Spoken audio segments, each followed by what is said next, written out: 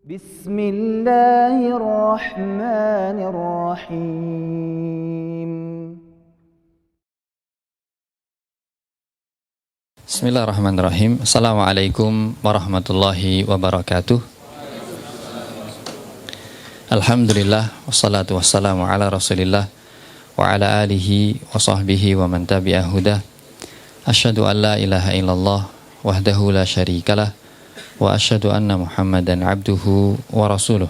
Allahumma salli ala Muhammad wa ala ali Muhammad kama sallaita ala Ibrahim wa ala ali Ibrahim innaka Hamidum Majid. Allahumma inna nas'alukal huda wat tuqa wal afafa wal ghina. Allahumma amin. Asatidz dan para ayah rahimani wa rahimakumullah, alhamdulillah pada kesempatan malam hari ini kita bisa melanjutkan kembali kajian yang sangat penting, yaitu tentang muamalah seorang suami dan istrinya. Karena dengan baiknya muamalah keluarga ini, maka insya Allah akan melahirkan generasi yang baik pula. Namun apabila sebaliknya, apabila suami istri ini muamalahnya kurang baik, maka anak keturunannya bisa melihat bagaimana kedua orang tuanya ini menjalani kehidupannya. Bisa jadi mereka sudah mendapatkan pendidikan yang baik di kutab atau di madrasah, tapi karena yang terlihat di rumahnya itu adalah kedua orang tuanya, dan itu adalah pendidikan yang awal, bahkan pendidikan yang tertancap itu adalah kedua. Daripada banyak ngomong, itu orang lebih menancap ketika dia melihat perilaku seseorang. Makanya kita semua sampai hari ini fitnahnya hari ini kan ya, itu orang suka lihat daripada membaca, ya kan. Bahkan hari ini baca pun, kemarin sempat saya sampaikan,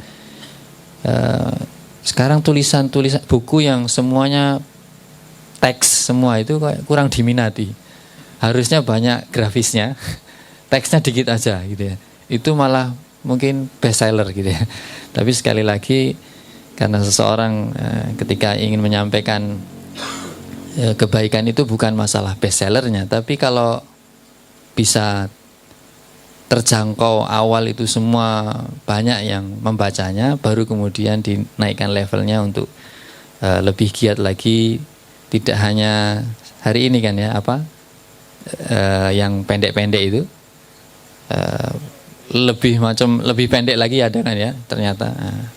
Seharusnya yang dari pendek-pendek itu meningkat kepada yang panjang-panjang, bukan yang dari panjang justru malah senangnya hari ini yang pendek-pendek.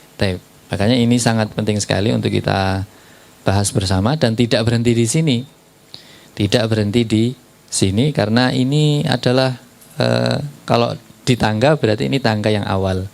Kalau dalam berilmu misalnya tangga awal itu adalah Al-Quran, maka dalam membangun peradaban tangga awalnya ini adalah keluarga. Jadi kalau keluarganya baik ya, maka insya Allah apa yang akan dibangun selanjutnya itu lebih mudah. Tapi kalau tangga satunya aja nggak ada, langsung tangga kedua sulit ya untuk menaiki. Kalaupun bisa jatuh dulu, ya, bisa benjut dulu, dan yang semisalnya. Sepertinya yang sisi kanan ini kok agak kurang ya, kurang maju maksud saya. Yang sisi kiri ini udah deket sekali di sini. Di sisi yang kanan ini kayaknya masih ada sesuatu hal. Kayaknya kok mau nengok ke kanan. Atau perlu diseimbangkan ini.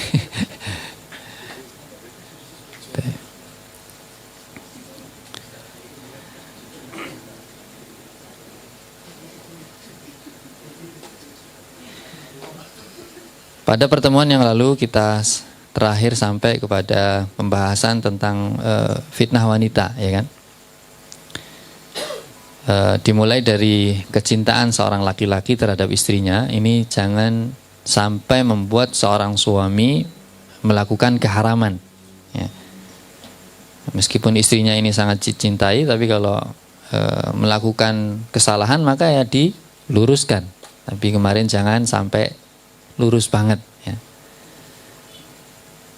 Biasanya seorang suami yang sangat cinta istrinya itu terbujuk untuk melakukan pelanggaran syariat, untuk melakukan dosa. Kenapa? Karena ingin apa? Mendapatkan keridhaan istrinya. Ya. Dan kemarin sudah kita sampaikan contohnya kan ya. Bahkan Nabi kita yang mulia Sallallahu Alaihi Wasallam saja ditegur. Kalau Rasul saja yang sangat mulia Sallallahu Alaihi Wasallam juga hampir saja terkena godaan-godaan dari istri-istrinya, lah apalagi antum, apalagi saya. Kan lebih mudah lagi gitu ya. Lebih mudah lagi ya. Makanya dalam surat At-Taghabun ayat yang ke-14 ini mengingatkan kepada setiap suami, setiap lelaki untuk tidak terfitnah oleh istri yang dicintainya. Ya. Yaitu firman Allah SWT, ya ayyuhalladzina amanu inna min azwajikum wa auladikum aduwwan lakum fahdharuhum. Wahai orang-orang yang beriman kepada Allah dan hari akhir, ya, bahwasanya di antara istri-istri kalian dan anak-anak kalian itu adalah aduwwan lakum, menjadi musuh bagi kalian, ya, menjadi musuh bagi kalian. Maka kita diperintahkan untuk berhati-hati. Tapi yang dimaksud aduwan lakum di sini, beberapa mufassir menyampaikan bahwa aduwan ini tidak seperti setan yang aduwwum mubin, ya kan? Kalau iblis, setan, bala tentaranya, jin itu musuh yang nyata. Tapi istri kita yang kita cintai, meskipun redaksinya sama aduwan, itu bukan seperti setan yang memang mereka itu menanamkan permusuhan dan kebencian, bahkan melakukan perlawanan. Ya, istri kita kan nggak ngelawan kita kan. Sudah mulai. Ya kan perlawanan yang baik. Tidak ada diawali dengan kebencian kan enggak. Tapi kalau setan, iblis itu kan memang jelas, bahkan bersumpah demi Allah, demi kemuliaan Allah kan gitu, untuk menggelincirkan manusia supaya kemudian tidak taat kepada Allah, supaya bisa menjadi temannya di neraka. Itu iblis. Tapi kan istri kita nggak begitu. Maksudnya mereka itu musuh bukan karena mereka ini melawan kita, membenci kita, tapi justru bahwa yang dimaksud aduan di sini ini adalah permusuhan cinta. Ini kalau dua kan ya. Permusuhan cinta maksudnya dari dua sisi. Apakah dari sisi istri atau dari kita? Permusuhan cinta maksudnya adalah karena saking cintanya kita, sehingga itu membuat istri kita itu, membuat kita ini bertekuk lutut, patuh dan taat, tunduk untuk memenuhi segala nafsunya, segala keinginan buruknya. Jadi istri menjadi musuh bagi kita itu karena apa? Permusuhan cinta. Bukan seperti iblis, permusuhannya permusuhan memang benci, ya, karena pengen mengajak kepada neraka. Istri aslinya nggak begitu. Istri itu karena saking cintanya sama kita, sehingga kemudian dia minta apa saja kita turuti. Ya, apalagi kalau dari sisi yang lain, yang kemarin sudah kita sampaikan, permusuhan cinta itu ya bikin makar, karena ya yang pengen dicintai hanya dirinya, jangan istri-istri yang lain kan gitu. Sehingga bikin makar. Maka kecintaan ini menjadi musuh, ya, bagi dirinya dan bahkan bagi suaminya. Dan ketika seseorang melihat istrinya ini menjadi musuh, dalam tanda kutip tadi adalah permusuhan cinta, maka biasanya laki-laki ini terhalang dari melakukan ketaatan-ketaatan kepada Allah. Salah satu sebab nuzul ayat ini itu adalah ketika ada laki-laki yang sudah masuk Islam kemudian mau hijrah. Mau hijrah tapi kemudian dihalangi oleh istri-istri dan anak-anaknya. Lah, kamu kok mau pergi? Kami ditinggal di sini. Kepada siapa kami dititipkan gitu orang. Jadi terus kemudian tertahan nggak jadi hijrah. Padahal hijrah itu wajib saat itu kan. Ya. Jadi kecintaan terhadap wanita ini bisa sampai menghalangi seseorang itu dari berhijrah. Kalau sudah tidak hijrah, bagaimana berjihad? Ya, masih di tanah bersama orang-orang kafir misalnya kan, tidak bersama kaum muslimin. Kalau tidak bisa berhijrah, tidak bisa berjihad bersama Nabi, apalagi bisa belajar. Kan sulit, orang masih di tempat yang banyak kemusyrikan, kebid'ahan, terus kemudian jauh dari petunjuk, bagaimana dia bisa belajar Islam? Kan sulit, berarti kecintaan kepada istri itu sampai membuat nggak bisa datang ngaji. Kan begitu. Nyaris. Ya. Oh ya. Kecintaan kepada istri itu sampai membuat seseorang tidak bisa berhijrah. Apalagi berjihad, apalagi belajar, apalagi tadi bersedekah, ya kan? Banyak hal-hal amal soleh baik yang lainnya itu, sehingga ayat ini jangan dipahami ya bahwa istri kita itu adalah aduwwal lakum itu, terus kemudian ayat ini menjadi dalil. Nah, ini istidlalnya nggak tepat. Menjadi dalil kemudian kita ini bersikap kasar kepada istri kita. Kamu itu musuh.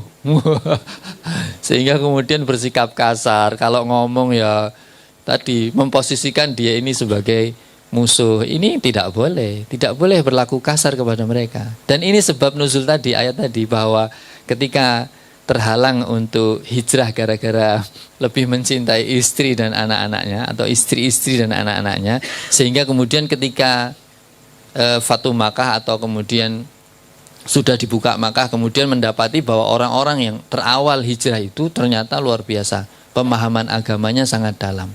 Maka saat itu dia menyesal dan pengen memarahi istrinya.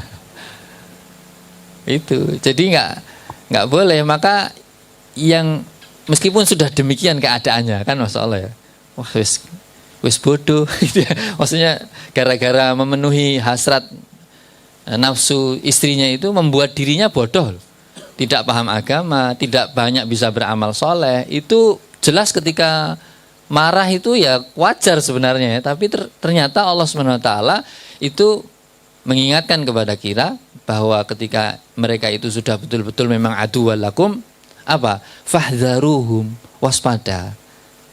Waspada. Ya. Waspada itu coba kalau ini misalnya ini kan hari ini kayaknya ini orang ini Islam tapi kok kelakuannya kayak gitu ya. Kita mau ngomong munafik kan nggak bisa kan ya. Oh bahaya nanti kalau ternyata dia tobat. Kita nggak ngerti kapan tobatnya gitu ya. Wah ini berarti kita apa yang kita perlu lakukan? Waspada. Begitu, waspada. Jangan asal kemudian menjuluki saudara kita, apalagi dengan kalimat-kalimat yang buruk, kafir gitu ya. Bahaya. Nggak ngerti kita. Murtad apalagi kan ya. Bahaya. Belum jelas kemurtadannya. Mungkin itu terpeleset saja. Apalagi ini istri kita lah. Kalau itu orang lain saja, ya kita diberitakan untuk kemudian husnudzon kepada saudara kita. Lah apalagi dengan istri kita. Makanya disebutkan oleh Allah, difirmankan oleh Allah, fahdharuhum, waspadalah kalian terhadap mereka, yaitu istri-istri kalian dan anak-anak kalian, yang sebagian dari mereka itu menjadi musuh. Musuh dalam tanda sudah kita pahami kan ya tadi, musuh dalam cinta ya, bukan dalam memang awal kebencian atau permusuhan, tidak. Sehingga apa? Wa in ta'fu wa tasfahu wa taghfiru fa innallaha ghafurur rahim. Maka kemudian ketika mereka ini melakukan kesalahan, maka ya udah maafin. Jangan dimarahin. Loh, mereka melakukan kesalahan ya, padahal kesalahannya itu membuat kita nggak taat loh kepada Allah. Maksudnya kesalahan mereka itu tidak hanya merugikan diri mereka, tapi merugikan suaminya juga. Pun demikian kita nggak boleh marah. Jangan dimarahi, tapi ya dimaafkan saja. Watasfahu, ya, as-safh itu kayak salaman kan ya, musahafah itu. Watasfahu itu sudah jangan dimarahin, apalagi dihukum. Dihukum apa hukuman biasanya itu untuk perempuan? Paling ya di apa? Bapak yang ngerti itu. Kalau kata dulu pernah belajar kata seorang syekh di Mesir itu, ya hukumnya laki, maksudnya kalau laki-laki mau hukum wanita itu ya kan suruh mukul kan, ya kan? Mukul, tapi mukulnya gimana? Beliau contohkan, ada kacu dikeluarkan, diuntel-untel terus plek begitu. Atau kalau nggak seperti itu pakai siwak, beliau keluarkan siwaknya. Siwak yang seperti ini biasa kita siwak itu kita pukulkan ke istri. Bayangan kita mukul istri itu nggak gitu deh. Tapi ternyata itulah petunjuk dari Nabi kita yang mulia SAW. Itu pukul yang tidak boleh membekas. Ya begitu kan. Aku pukul kalau pakai ini ya, remuk, patah tulang nanti. Ya. Jadi ternyata ketika mereka ini melakukan kesalahan, bahkan kesalahannya itu mengakibatkan kepada keburukan terhadap diri kita bahkan ya, maka ya udahlah, maafkanlah, jangan dimarahi, tetap penuhi hak-haknya, berlaku lembut dan jangan dihukum. Loh itu Masya Allah, watasfahu. Bahkan kemudian apa? Ya sudah, ampuni. Ampuni ya. Wataghfiru, ampuni. Padahal yang bisa mengampuni itu kan Allah ya. Maksudnya di sini kenapa ditutup fa innallaha ghafurur rahim, al jaza' min jinsil amal. Kalau antum itu mengampuni istri antum, maka kesalahan antum itu diampuni sama Allah Azza wa Jalla. Nah, ini yang paling penting sebenarnya. Ketika kita bisa berlaku seperti itu karena kita ingin mendapatkan keampunan dari Allah yang Maha Ghafur ya. Yang tadi mengampuni dosa, bahkan Rahim ya, sayang ya. Karena Allah kalau Rahim, sayang itu sampai akhirat. Kalau Ar-Rahman, luas rahmatnya bagi seluruh makhluk yang diciptanya, baik yang muslim maupun yang kafir, baik yang mentauhidkan Allah, baik yang musyrik, itu dikasih ya kan. Makanya Allah Ar-Rahman, Maha Pengasih, semuanya dikasih. Tapi kalau Ar-Rahim, yang Maha Penyayang, yang cuma disayang itu orang mukmin. Disayang dari dunia, disayang sampai rasa kasih sayang Allah itu diberikan di akhirat dengan diberikan jannahnya kepada orang mukmin, disiapkan bahkan untuk mereka untuk mendapatkan banyak kenikmatan. Di antara kenikmatannya apa? Bidadari. Nah, kan ini temanya kita kan muamalah ya antara suami istri. Masalah ternyata akan ada yang luar biasa ya, yang menunggu seorang laki-laki yang bisa sabar, ya kan? Sampai kemudian dulu pernah kan disampaikan bidadari di surga itu marah ya, marah tuh. Cuman sebentar aja sama kamu aja nggak melayani suamimu dengan benar. Bentar lagi dia datang kepadaku loh, gitu. Sampai bidadari kayak gitu loh, ya kan? Sebentarnya itu memang masalah ya. Di dunia ini kok lama banget rasanya. Soalnya kan nggak enak ya. Di dunia ini kan kayak penjara, sehingga kok lama banget. Nah, kita ini memang di dunia ya seperti di penjara, memang harusnya begitu. Makanya rasanya suwe. Padahal sebenarnya kalau mau dihitung bahwa sehari di dunia ini seperti apa? 1000 tahun, bahkan ada yang khamsin ya kan, 50.000 tahun.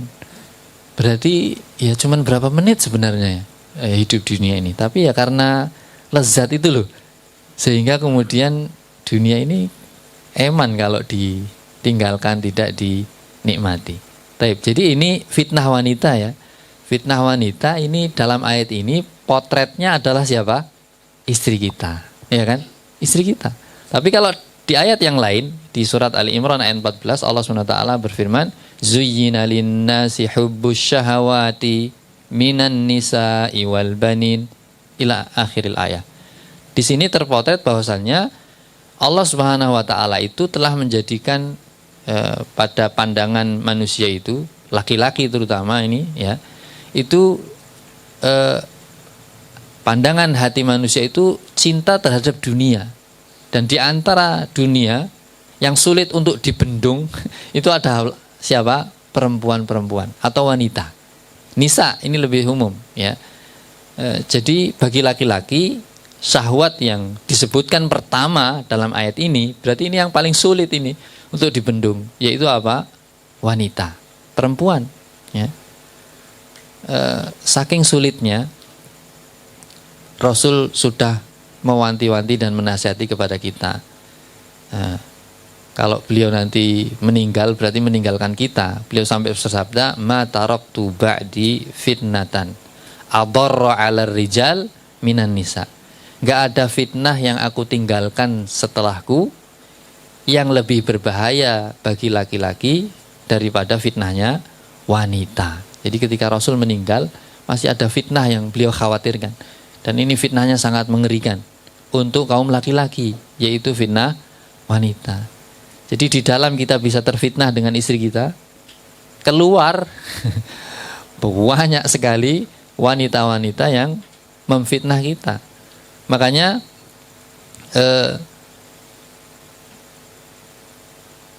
dalam hadis yang lain lebih kuat lagi peringatan Rasul ini, ya, yaitu Nabi kita yang mulia alaihi wasallam bersabda, "Inna dunya khulwatun khadirah."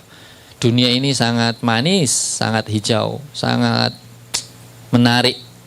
Wa innallaha mustakhlifukum fiha, dan Allah SWT itu membuat kita ini bisa menguasainya, bisa mengaturnya, ya. Dunia tadi itu seharusnya kita makmurkan, ya. Fayangduru kaifa ta'malun, maka Allah SWT akan melihat bagaimana kalian ini beramal, ya, di dunia, ya. Fattaqud dunya wattaqun nisa, ini. Maka hati-hati kalian terhadap fitnah dunia, dikeluarkan dari dunia ini. Salah satunya yang paling mengerikan fitnahnya yaitu wattaqun nisa, dan hati-hati kalian terhadap fitnah an-nisa, wanita. Fa inna awwala fitnati Bani Israel kanat fin nisa. Karena fitnah yang pertama kali mengenai Bani Israel, jadi ini kisah yang senantiasa diambil ibrah, ya, oleh bagi setiap muslim, itu adalah kisah-kisah terdahulu, ya, dan kaum terdahulu sudah sudah kena fitnah ini, ya. Bani Israel itu mendapati fitnah wanita, ya. Maka hati-hatilah dari fitnah ini. Maka seorang muslim, terutama laki-laki kan, ya, harus sangat waspada dan takut sekali terkena fitnah ini. Karena kalau ternyata di dalam itu kita ada fitnah istri kita sendiri, ya tadi, ya, terlalu cinta gitu, ya, musuh dalam cinta gitu, ya, ini bahaya kalau sampai kemudian kita saking cintanya kepada istri itu kita melakukan sesuatu yang merugikan kita, akhirat kita, bahkan kita nggak dapatkan surga. Gara-gara apa? Cinta istri, mau durhaka sama orang tua. Ini bahaya. Biasanya memang ini cobaan ini, ya, milih antara ibu atau istri kan gitu, ya. Ya jelas kalau kita laki-laki modenya itu taat atau baktinya itu kepada orang tua. Mode laki-laki itu, antum sebagai anak itu adalah modenya bakti kepada orang tua. Bukan bakti kepada istri, nggak ada itu dalam Islam. Tapi kalau istri, mode baktinya kepada suami, bukan kepada orang tuanya. Nah, kalau ada yang diperintahkan untuk sujud saja, siapa yang diperintahkan sujud? Istri bersujud kepada suaminya. Loh, bayangkan, sujud ini masalah yang besar loh dalam Islam, akidah loh. Ini tauhid loh. Kalau boleh ada gitu, ya, selain Allah yang disujudi gitu, ya. Itu Rasul merintahkan istri untuk sujud kepada suami. Ini menunjukkan betapa besarnya seharusnya bakti istri kepada suami. Bukan kemudian seorang wanita sujud kepada orang tuanya, tidak. Jadi ini pembahasan istri, maka istri ini modenya adalah baktinya kepada suami. Maka kalau sampai aturan yang sudah tetap, ya, di dalam Islam yang seperti ini, kok sampai membuat laki-laki itu bisa memprioritaskan istrinya daripada orang tuanya, maka ini fitnah. Sampai durhaka. Berarti kan ini bahaya. Terkena fitnah wanita, menjual surganya. Nah, surga kan di telapak, istilahnya kan gitu, di bawah telapak kaki ibu gitu, ya. Bukan di bawah telapak kaki istri. Kan nggak ada. Jadi ini hati-hati kalau sampai, ya, kecintaan kita kepada istri berdampak pada durhaka kepada orang tua. Kalau nggak durhaka kepada orang tua, maka biasanya memutus tali silaturahim, ya kan? Kita punya kakak, punya adik gitu kan. Gara-gara istri, maka kemudian istri ini kok bisa kita prioritaskan dan kemudian kita tidak perhatian terhadap saudara kita. Padahal satu rahim. Padahal saudara kita itu satu rahim. Istri kita nggak satu rahim dengan kita, makanya bisa kita nikahi. Gitu. Ya. nggak satu susu dengan kita kan gitu ya. Kalau satu susu nggak boleh dinikahi kan ya. Nggak satu rahim, nggak satu susu. Kenapa kok dia malah bisa lebih kita utamakan daripada orang yang satu rahim dan satu susu dengan kita? Ya, nggak boleh, maksudnya ini kalau ini kan levelnya tidak sama seperti yang awal, orang tua tidak sama ya. Tapi nggak boleh sampai kemudian kecintaan kita kepada istri, keinginan istri terhadap harta yang kemudian dititipkan oleh Allah kepada kita, itu membuat kita memutus tali silaturahim kepada saudara-saudara kita. Apalagi antum-antum Masya Allah dikayakan oleh Allah. Itu mesti ujian pertamanya saudara. Ya kalau istri jelas lah ya, kan kewajiban gitu ya. Seolah-olah saudara itu nggak kewajiban kita gitu ya. Padahal apalagi kalau perempuan, bapak ibu sudah nggak ada, maka perempuan ini ya yang nanggung siapa? Saudaranya. Kalau sudah nggak ada bapaknya, nggak ada Pak D-nya, yang nanggung siapa? Janda yang nanggung siapa Pak? Saya Pak. Pahalanya luar biasa itu, insyaallah. Baik. Itu kalau sama orang tua, sama saudara. Ada yang parah lagi juga kan ya, dengan tetangganya. Bahkan suami itu mau berkelahi dengan tetangganya gara-gara apa? Gara-gara memenuhi keinginan istrinya. Ya, padu dengan tetangga itu gara-gara laporan dari istri. Dan dikompor-kompori, laki-laki kan terus jadi, kamu digituin. Padahal itu makar. Ya, coba wanita itu kalau cerita pinter banget. Tambahan aksesoris itu iya, nggak nyangka kita. Nggak usah istri loh, anak kita perempuan. Antum perhatikan kalau yang di kita punya anak perempuan. Nanti cek bagaimana cerita aslinya kepada gurunya. Nggak seperti itu. Ya. Saya diceritani anak saya, ini nggak sama ceritanya sama gurunya. Ya 3 kalimat kalau dia 10 gitu kan itu. Kok bisa ya? Ini apalagi ibunya. Anaknya udah seperti ini. Ini ibunya kalau cerita mestinya bahaya, maka hati-hati ya. Bukan terus kemudian ngecap istri kita semua begitu. Ya, mesti antum sekalian kenal. Nanti pasti ada yang bela istrinya, jangan-jangan di sini. Enggak Ustaz, istriku enggak begitu kan gitu. Ya itu kan istrimu kan gitu. Ya, bagus berarti. Ya, jadikan ustazah untuk tadi ngajari istri-istri kita gitu ya. Supaya. Ya. Jadi tadi kalau kaitannya muamalah ya kita, yang mengerikan juga itu adalah kalau sampai keinginan istri, kemudian apa yang dia ceritakan, apa syahwatnya itu membuat kita sampai mencari harta itu dengan cara yang batil, ya. Memenuhi keinginan hasratnya istri itu, sampai kemudian ya, keri toh kupingnya istilahnya. Selalu kalau pulang diminta, kalau pulang diminta, kalau pulang janjinya mana? Salah antum janji dadakan. Makanya jangan berjanji mulu-mulu kepada istri. Semampunya saja. PHP nggak boleh juga. Kalau itu bahaya itu. Itu terekam terus itu. Kalau ya kalau mau seadanya seperti ini. Kalau jual motor atau mobil itu ya dijual kondisi seadanya. Ala TV. Ya. Jadi kalau sampai kemudian tadi semuanya itu ya, kecintaan kepada istri itu menimbulkan hal-hal yang seperti itu bahaya karena memutus tali silaturahim, membuat kerusakan di muka bumi. Melakukan kemaksiatan itu maknanya merusak bumi, ya. Melakukan kemaksiatan itu maknanya merusak bumi. Maka laki-laki yang seperti ini itu bisa mendapatkan laknat, ya.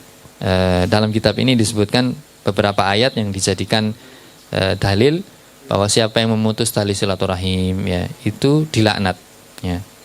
Melakukan kerusakan di muka bumi itu mendapatkan laknat. Di surat Muhammad ayat yang ke-22 dan ke-23, juga surat Ar-Ra'd ayat yang ke-25, ya.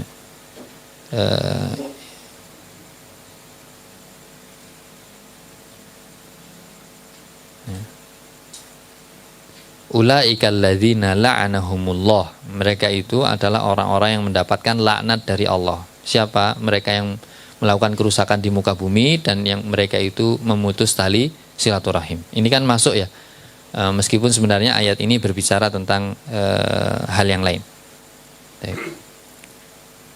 Baik, ini sekali lagi wanita ini fitnah, ya, baik yang di rumah maupun yang di luar. Semuanya fitnah yang membahayakan karena bisa membuat surga kita jual gantinya neraka, naudzubillahi min dzalik, ya kan. Lebih lagi kalau yang di luar itu lebih lagi karena tidak halal bagi kita, maka fitnahnya jelas sudah haram dulu kan ya, sudah. Maka bahkan Rasul kita yang mulia sallallahu alaihi wasallam ini pembahasan yang di halaman 60 ya. Tapi saya ambil hadis yang paling terakhir, innal mar'ah tuqbilu fi suratis syaiton wa tudbiru fi suratis syaiton.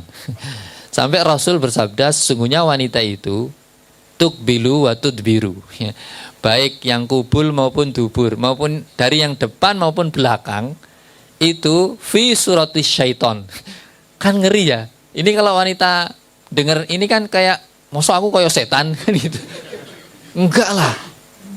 Bahkan yarhamukallah, kalau setan itu tahu gambaran bagaimana manusia atau anak Adam memberikan gambaran bentuk setan, itu mereka mungkin protes kan ya.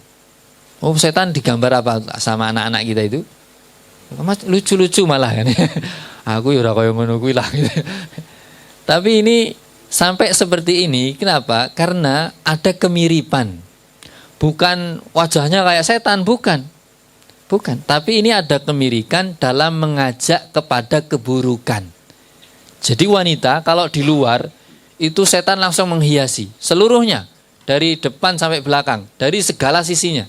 Sehingga kemudian wanita ini seperti setan dalam mengajak keburukan.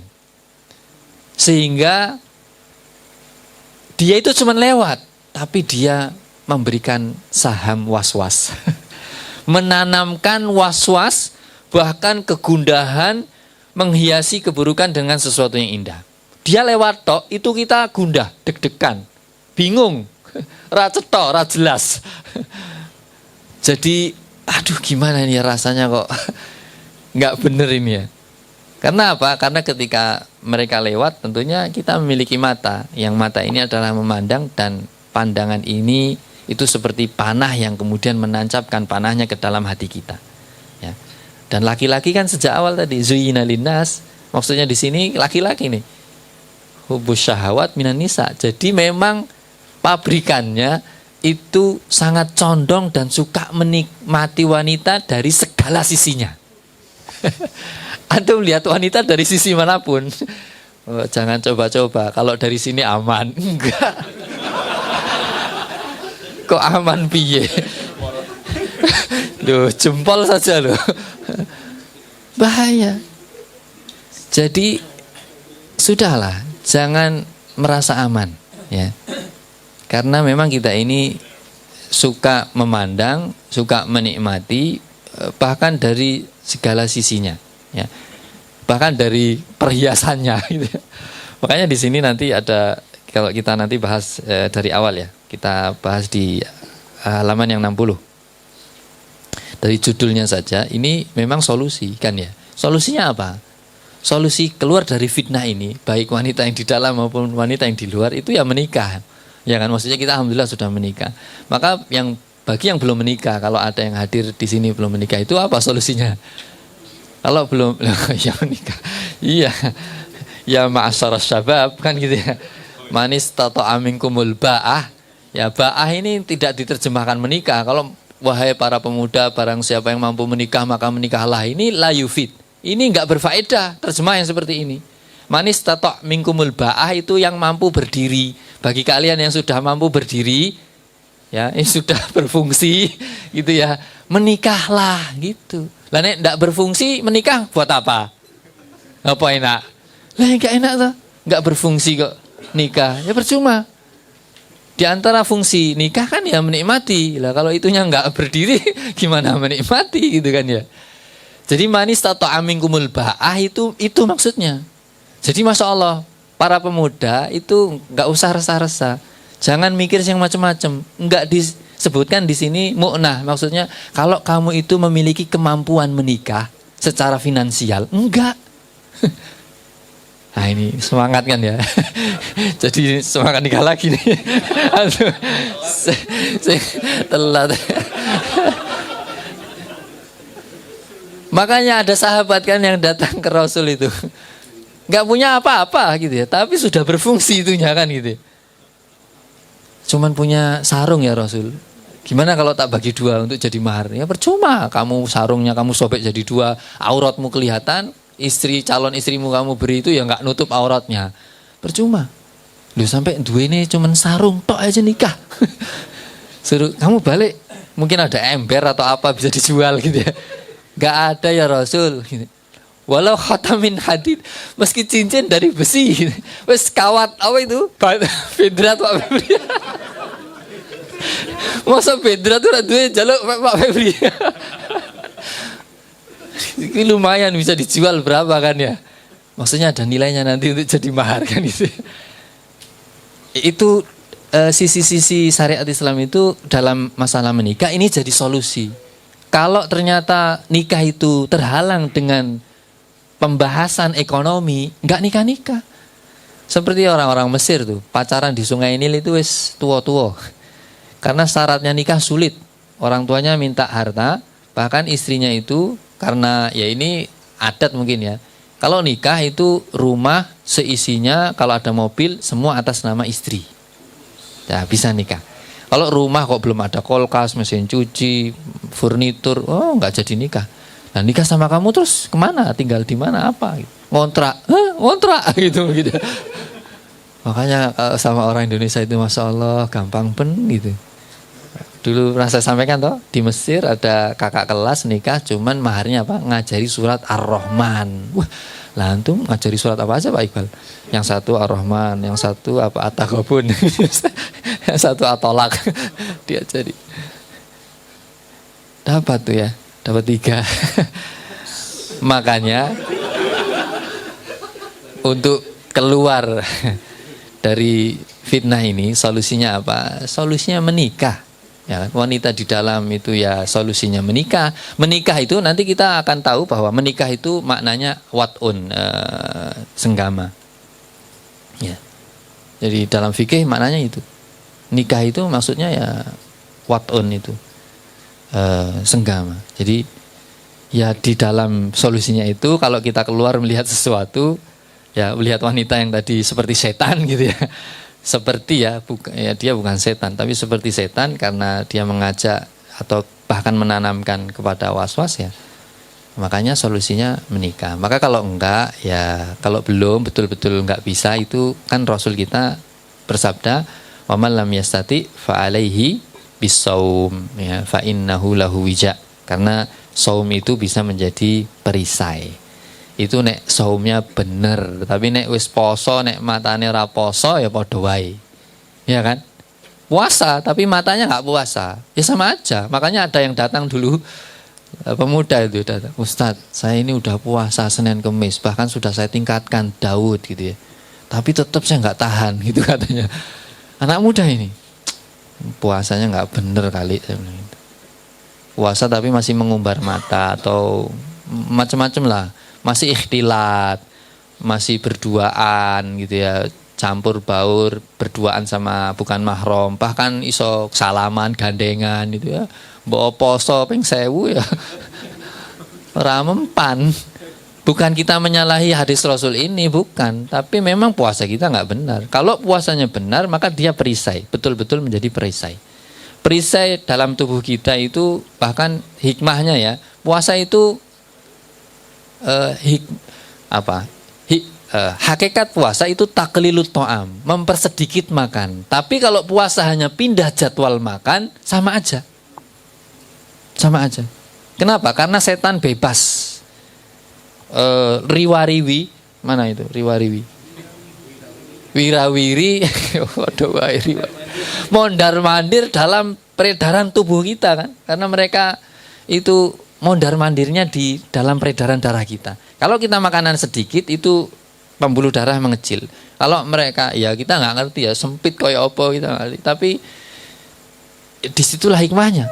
Kalau mau puasa, tolong dipersedikit makan. Memang itu hikmahnya di puasa itu. Walau bijur atin mak sampai begitu. Walaupun sahurnya itu cuman minum. Lo bayangkan, lo minum, lo orang makan lo bahkan. Cuman minum.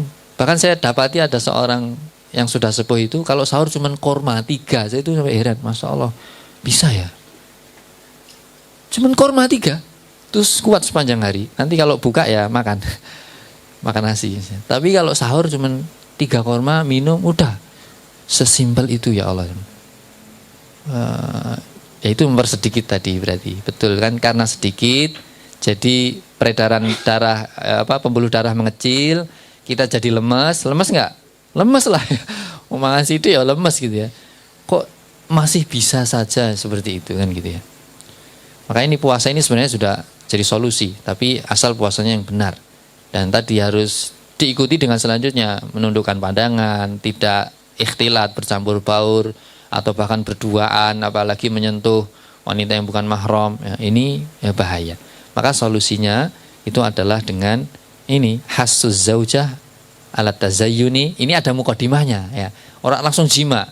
Jadi harus ada mukadimahnya. Mukadimahnya apa? Mukadimahnya ini, kita itu dimotivasi supaya kita ini berhias. Itu dulu. Ini pintu yang paling baik. Kalau kita mau masuk ke jima, pintu yang paling baik ini adalah berhias. Wa hassuz zauj alal jima. Dan judul yang turun di bawahnya itu di halaman 60 ini adalah motivasi pasangan untuk melakukan jima. Ini memang solusi. Makanya istri kita ini juga perlu dipenuhi hasratnya, ya kan? Maksudnya tidak hanya kita yang terfitnah pada wanita, bahkan wanita pun juga bisa terfitnah kepada laki-laki, ya. Bisa terfitnah. Maka supaya kita ini bisa sama-sama baiknya, ya, pasangan ini diminta untuk suka berhias dengan pasangannya, ya. At-tazayyun, ya. Sesuai kadar kemampuannya, ya. Maka ketika sudah berhias, maka lakukan jima dengan istrinya itu juga sesuai kadar kemampuannya, gitu ya. Ya kan? Ya, mampunya begitu ya begitu. Ya.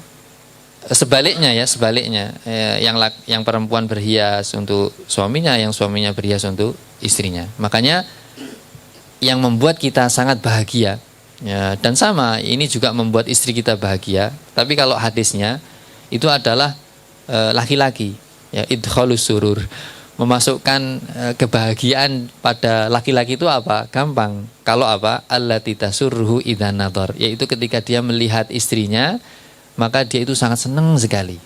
Ya.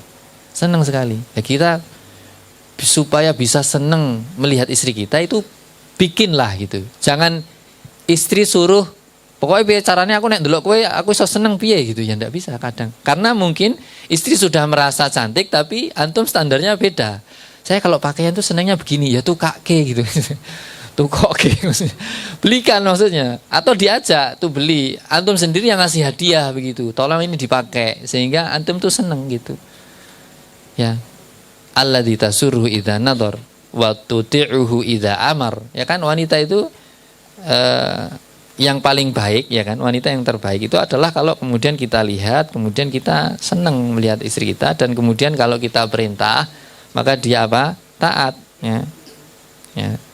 Mentaati, ya. Wala tukhalifuhu fi nafsiha wa malihi bima yukrahu, dan kemudian dia itu tidak menyalahi suami dari apa yang dibenci pada diri dan hartanya, ya. Jadi ini termasuk kebahagiaan suami nih.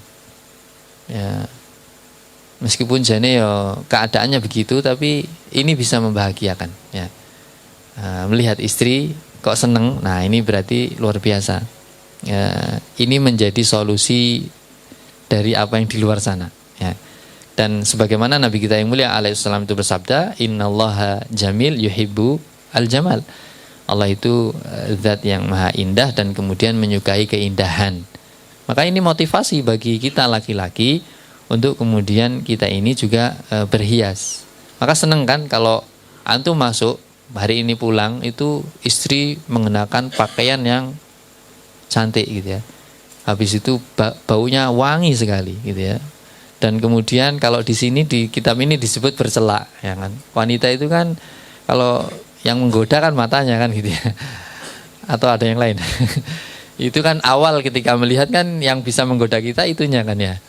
Mukanya di sini nih. Maka kalau ternyata ada sesuatu yang indah, menarik ya, sudah wangi, pakaiannya indah, bercelak itu ya, ya sudah nggak ada maksud yang lain itu mesti ngajak itu kan gitu maksudnya itu. Karena dulu di zaman para sahabiah itu kalau haid pakaiannya udah tertentu, bahkan ada apa namanya, enggak yang dihina ya, dihias-hias itu menandakan itu sedang haid. Kalau hari ini nggak tahu seperti apa, yora berhias, yora maksudnya kalau dia pakai daster itu wah haid gitu, udah ngerti. Jadi boleh untuk tamattu ya, bersenang-senang tapi tidak pada tempatnya, maksudnya tidak pada poin yang tertentu itu. Jadi sampai seperti itunya ya, tahu bahwa oh kepakaian wangi dan sebagainya ini, oh ini berarti ngajak ini. Ya kasihannya kalau mosor atau diajak gitu karena tidak pernah berhias gitu. Nah ini mari kita perbaiki dari diri kita ya, karena nanti ada sebuah ayat walahunna mislul ladzi alaihinna bil ma'ruf. Ini dipahami oleh para sahabat salaf kita yang soleh bahwa bagi mereka ya, mereka memiliki hak sebagaimana mereka sudah menunaikan kewajibannya dengan cara yang ma'ruf gitu. Mereka punya kewajiban sudah dilakukan, mereka juga punya hak gitu. Kalau kita itu pengen istri kita itu berhias di depan kita, maka harusnya kita berhias di depan mereka gitu. Jadi jangan hanya menuntut tapi kemudian kita juga tidak seimbang ya. Wailul lil mutaffifin. Bahkan kalau laki-laki itu hanya nuntut tapi tidak kemudian memenuhi kewajiban atau tidak membantu istrinya supaya dia bisa melakukan kewajibannya, itu bahkan Syekh Utsaimin menyampaikan ini seperti wailul lil mutaffifin, seperti para pedagang yang tidak seimbang itu. Kalau dia beli minta tambahan, kalau dia yang menakar dikurangi, dianget-angetin tidak mau dikasih anget-anget. Nah, ini wis pas, rasa dikasih anget-anget gitu. Nah, tapi kalau dia yang beli, mbok ditambahi jipuk dewe.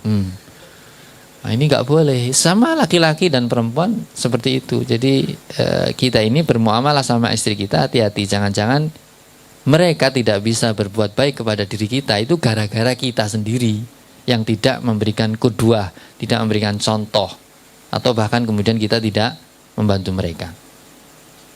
Fahadhihi asbab ya, inilah sebab-sebab yang membuat mata para lelaki ini bisa senang untuk melihat istrinya, dan sebaliknya istrinya juga senang ketika melihat suaminya, dan akibatnya mereka tidak perlu mencari kesenangan di luar sana.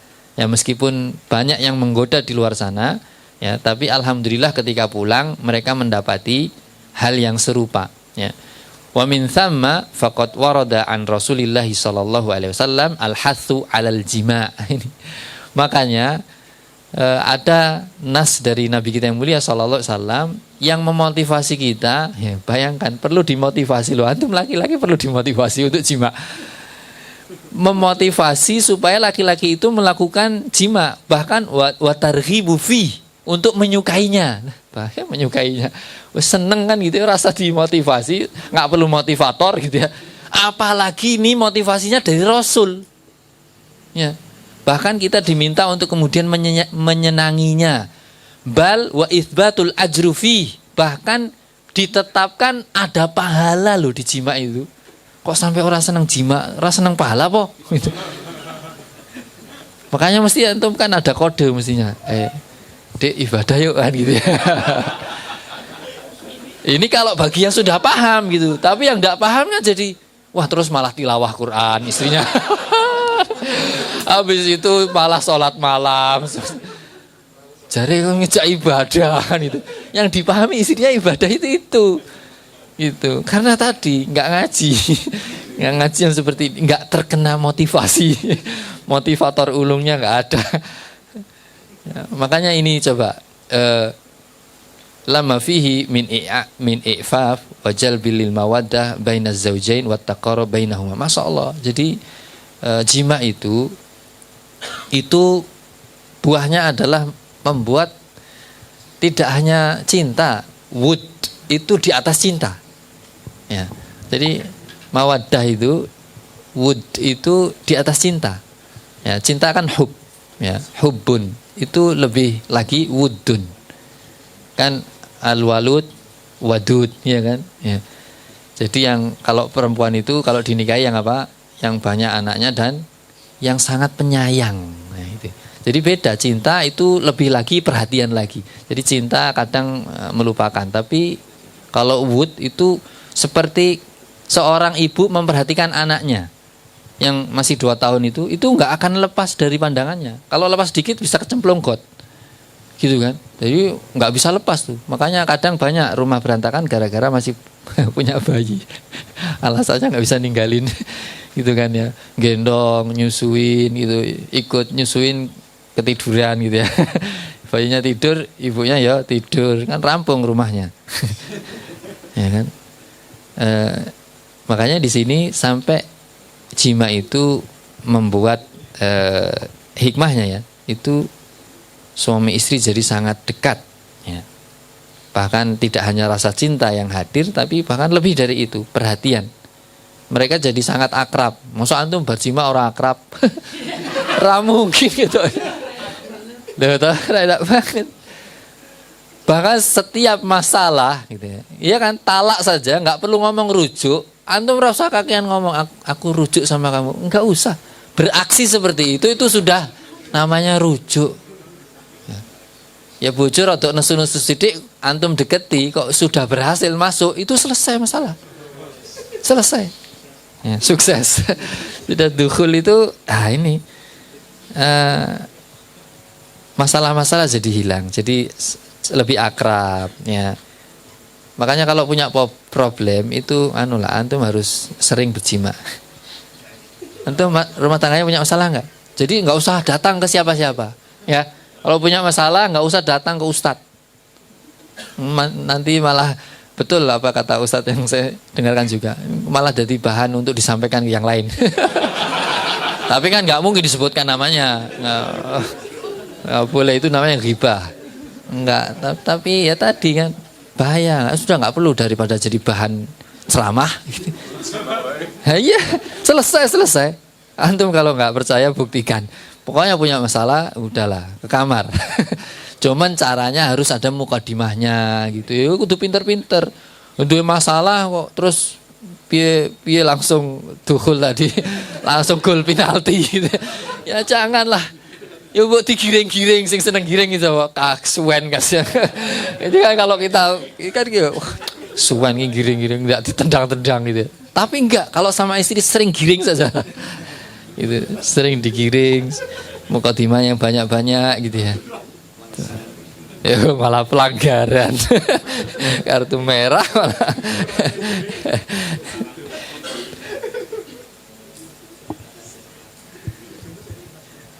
Baik, jadi di sini disebutkan, nih coba ini beliau ini Syekh Mustafa Al-Adawi, istrinya 4, anaknya puluhan.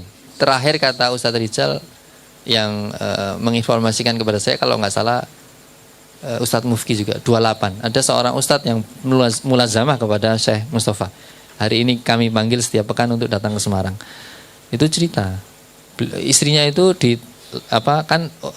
rumah Mesir kan flat kan, tingkat, nggak ada rumah satu gini tuh nggak ada. Istri pertama tingkat pertama, istri kedua tingkat kedua, begitu. Itu puluhan anaknya, 28 kalau tidak salah. Ini seorang syekh kaya raya, pedagang, ahli hadis. Pernah bertemu dengan Syekh Al-Albani rahimahullah. Itu beliau sampai mengatakan, ini kan berarti ini tajribah beliau, udah sepuh, beliau udah Masya Allah jenggotnya udah putih. Ini wa kam min muskilatin tusaru fil buyut imma minar rajuli wa imma minal mar'ati wa yakunu min waraiha imtina'ul akhar minal jima'. Berapa banyak masalah yang timbul yang bahkan itu sampai membuat rumah tangga kacau balau. Ternyata itu timbul dari sisi laki-laki maupun perempuan karena mereka apa? Menolak untuk berjima. Maksudnya enggak, apakah laki-lakinya yang nolak berjima atau istrinya yang menolak berjima? Maka terus kemudian terjadilah banyak masalah. Fa idza tamma sakanat. Kalau antum jina. Ini kalimatnya tepat. Banyak masalah tadi. Kalau antum jima semuanya jadi jina. Sakanat, tenang. Jiwanya jadi tenang ya. Wahadaat ya, hadaat itu ya tenang ya. Ini kalimat lain yang sunyi. Jadi masalahnya tadi kan rame ya. Terus jadi sunyi seperti mungkin musim semi gitu ya. Bahkan wahadaatil al-aqsab. Aqsab itu urat-urat kita itu bisa relax. Tadinya tegang, nggak ada solusi untuk ini piye carane ngendor gini kan nggak tahu. Bahkan tidak hanya urat kita, wartahal bal. Pikiran kita bisa fresh. Jadi masya Allah ya. Bahkan antum kalau perlu ide, antum perlu ini untuk aku korang itu inspirasi. Ini jadi buka-bukaan ya. Antum pokoknya nggak apa-apa lah. Saling memberikan cara dan teknik gitu ya. Tapi jangan sampai bercerita dalam, tidak boleh ya. Hanya di mukadimah awalnya saja. Supaya bisa. Antum kadang mungkin mendekati istri aja sulit ya. Ya Allah, mudah Pak. Ya tadi saya kok belum dapat inspirasi ya. Kayaknya inspirasinya ada padamu deh. Gimana kalau jadi begitu. Ini nanti kalau ini hasilnya banyak, cuman saya nggak dapat inspirasi. Ini mau deal tapi saya nggak tahu ini caranya gimana buka ini.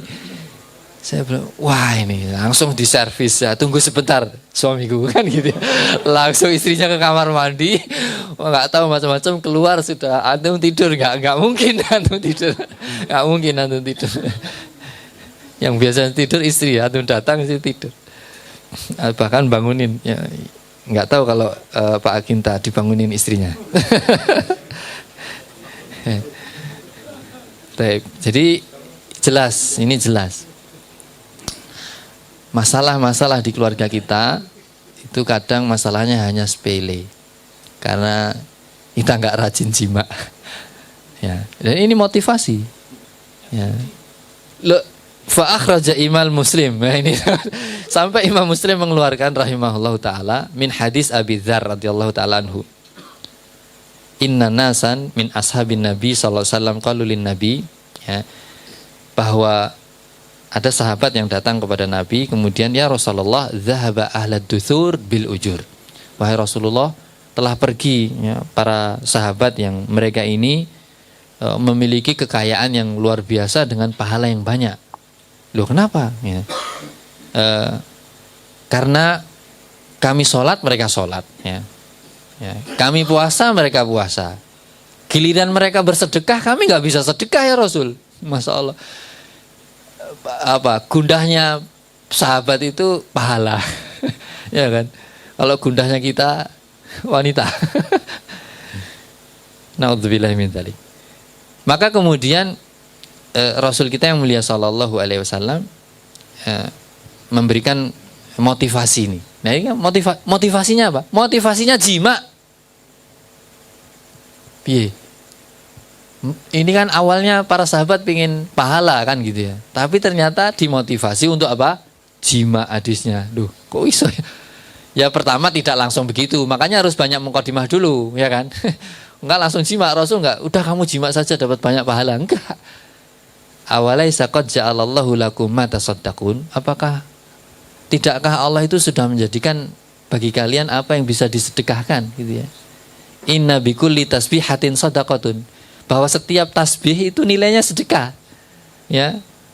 Wa kulli takbiratin shadaqatun, dan setiap takbir, ucapan kita takbir membesarkan Allah itu sedekah. Setiap tahmid sedekah, setiap tahlil sedekah, amar ma'ruf nahi mungkar itu sedekah, amar ma'ruf sedekah, nahi mungkar sedekah, sendiri-sendiri bahkan. Ya. Wa fi bud'i ahadikum. Nah ini, dan bahkan pada bud'i itu di catatan kakinya qala Imam Nawawi rahimahullah, wa fi bud'i ay Bidomil ba wa yutlaqu 'alal jima' wa fi bud'i itu maksudnya dan pada jima kalian, bahkan wa yutlaqu 'alal farji nafsahu. Bahkan langsung ditunjuk loh. Jadi kalimat ini memang secara bahasa maknanya itu gitu. Farji. Dan pada farji kalian itu ada sedekah. Lu sampai Rasul motivasinya sampai enggak tedeng aleng-aleng. Kalimatnya langsung, meskipun tidak dengan kalimat lugas ya. Bud'i itu kata yang lain, yang lembut. Apakah itu jima ataukah bahkan itu farji ya. Terus kemudian para sahabat kan heran ya kan. Ya Rasulullah, ayati ahaduna syahwatahu wa yakunu lahu fiha ajr. Ya Rasulullah, mosok kami menumpahkan syahwat kami pada istri kami, mosok kami dapat pahala. Maka kemudian pemahaman sahabat ini dibenarkan. Oh, kamu belum paham ya? Ara'aitum law wada'aha fi haram akana alaihi fiha wizrun. Lah apa kamu enggak paham apa? Lah kalau kamu tumpahkan syahwatmu itu kepada sesuatu yang haram, bukankah itu ada dosa di dalamnya? Oh iya ya Rasul. Lah iya, fakadzalika idza wada'aha fil halal.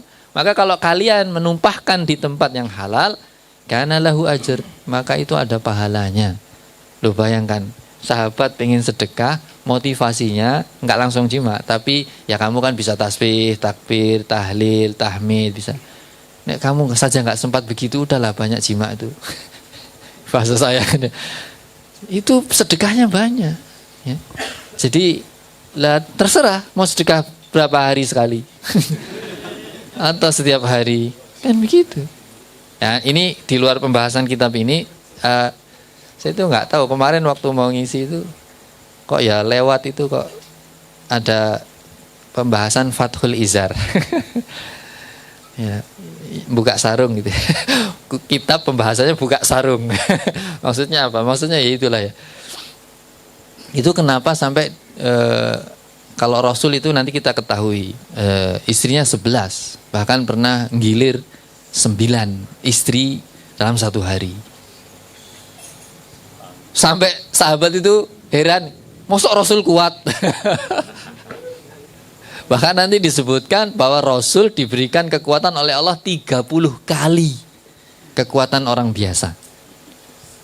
Jadi nek gur 11 itu enteng bagi Rasul. Sehari 11 kali itu enteng. Ya. Kok terus kemudian umat Nabi Muhammad SAW itu diberikan kelonggaran memiliki istri 4. Berarti kan nggak mungkin Allah membebani antum di luar kemampuan antum.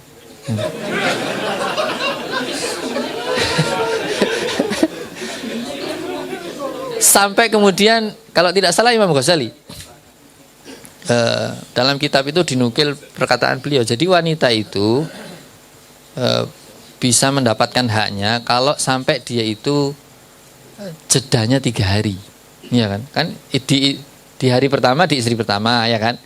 Malam masuk kan gitu ya. Habis itu kosong kan? Hari kedua, ketiga, keempat kan kosong. Hari Jumat ini kalau ini Senin, Selasa, Rabu, Kamis, Jumat ini bagian dia lagi kan, masuk lagi itu. Berarti minimal itu wanita itu selangnya bolongnya 4 hari atau 3 hari tadi. Ketemu hari keempat itu udah masuk lagi. Ya gitu. Sampai begitu loh, wanita itu ternyata kalau paling seringnya mungkin ya, wallahu taala alam. Kalau riwayat yang lain kan ini bukan riwayat, tapi itu pengambilan istidlal dari satu laki-laki 4 wanita kan ya. Kalau Umar bin Khattab kan bertanya kan kepada anaknya, berapa lama bisa menahan? Oh, 4 bulan. 4 bulan. Digantikan. Jadi tentara-tentara yang tugas di perbatasan itu 4 bulan sekali pulang. Ya, jangan lebih dari itu gitu. Itu tapi terlalu lama itu. Terlalu dingin kasurnya. Itu. Jadi Masya Allah, kalau tadi antum bilang mau berapa kali, mau berapa hari, oh bahkan Rasul sehari saja bisa lebih dari sekali. Ya. Sebelum sampai itu, ini apa yang dikeluarkan oleh Imam Bukhari dan Muslim min hadis Jabir. Ya. Jabir bin Abdullah radhiyallahu ta'ala anhu itu pernah pergi bersama Rasul dalam suatu peperangan. Rasul sendiri yang memimpin, terus kemudian pulang selesai dari jihad.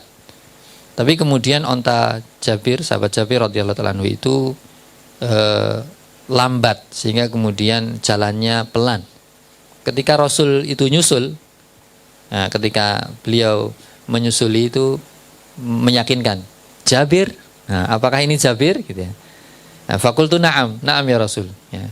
Masya'nuk, kenapa kamu kok lama kayaknya ini kamu jalannya? Kultu abta'a alayya jamali.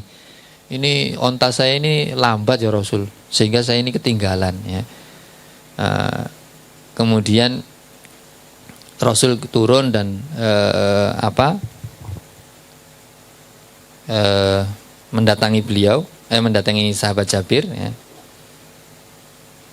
Membengkokkan untanya, terus kemudian mengangkat tongkatnya, lalu beliau berkata, naiklah, ya, irkab, ya, ontanya di apalah ya, di nggak tahu diapakan sama Rasul. Farokabtu, ya, falaqad ra'aituhu akufu an Rasulillahi sallallahu alaihi wasallam. Maka kemudian Jabir naik onta dan kemudian ditanya, kamu udah nikah? Ini balik perang loh ya. Pertanyaannya apa? Nikah. Gitu. Jadi masya Allah Rasulullah itu motivator kan ya. Yang belum nikah suruh nikah ini. Ini balik peperangan ditanya, tazawwajta? Qultu na'am. Ya Rasul, aku sudah nikah. Bikran am saiban? Ya, sama perawan atau janda? Qultu bal saiban. Janda tapi ya Rasul. Terus kemudian Rasul bersabda, afala jariyatan tula'ibuha wa tula'ibuka? Kenapa enggak perawan? Kamu bisa main-main dengannya dan dia bisa main-main denganmu. Terus kemudian Jabir memberikan alasan karena ternyata bapaknya Abdullah itu Abdullah, Jabir bin Abdullah kan radhiyallahu ta'ala anhuma, dulu ketika berjihad melarang Jabir untuk berangkat karena anaknya banyak dan beliau punya utang, ya, tapi asetnya banyak juga. Maka kemudian Jabir ditahan untuk tidak ikut berjihad. Aku saja yang berjihad, ya. Karena saudara-saudaranya banyak. Makanya beliau menikahi janda ada sebabnya dan ini berarti dibolehkan ya. Tapi cuman kan Rasul tetap motivasinya mbok ya perawan gitu. Ya kenapa? Ya karena innali akhwat. Aku ini banyak adik-adik perempuan ya Rasul, ya. Maka aku menikah seorang wanita supaya wanita kok janda itu supaya dia ini bisa merawat saudari-saudariku, ya, dan kemudian mengasuhnya. Qala. Terus kemudian oh baik. Amma innaka qadimun, ya. Ini kan kamu ini mau pulang nih, mau ketemu. Kan tadi ditanya udah nikah, udah. Ternyata sama janda. Nggak apa-apa lah kan gitu. Kamu ini nanti kamu akan masuk ke Madinah nih kan ya. Amma innaka qadimun. Fa idza qadimta fal kais. Ini kalau kamu nanti pulang ya, masuk ke rumah ya, maka bersiap-siaplah ya. Kais itu ya yang cerdas gitu loh ya. Ya. Yang cerdas, yang cerdas ya.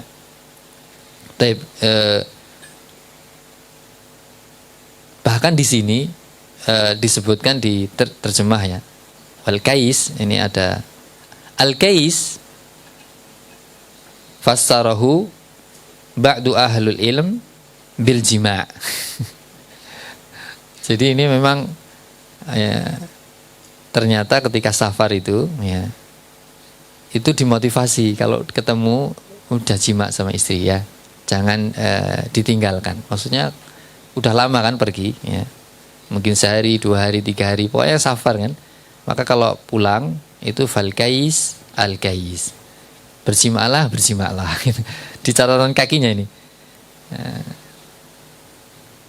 Wa fassarahu ba'duhum bil walad wa ba'du bi annahu al hathu alal jima'. Ini kalau tidak langsung jima' maksudnya ya kamu cerdas lah, kan istrimu berarti udah kamu. Maksudnya ini motivasi. Sekali lagi memang judulnya bab ini adalah motivasi untuk jima'. Bahkan sampai orang pergi safar itu dimotivasi Rasul untuk kalau kamu pulang ya aturlah, pokoknya diatur bagaimana. Yang cerdas ya, nah itu ya. Terus kemudian sumakala, ya ini pembahasan lain.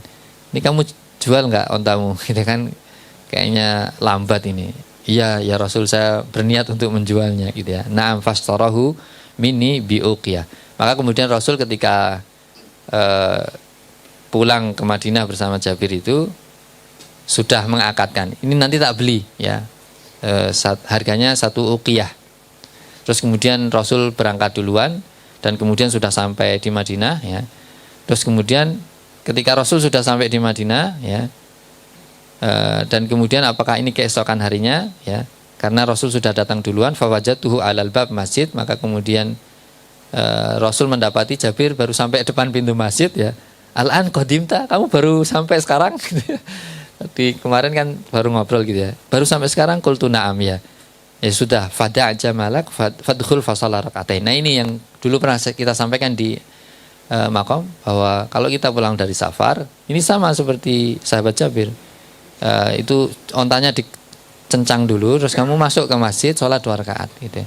Kemudian Rasul memanggil Bilal untuk menyiapkan harta 1 uqiyah untuk menjadi harga ya, karena ontanya adalah dibeli oleh Rasul. Tapi ternyata apa?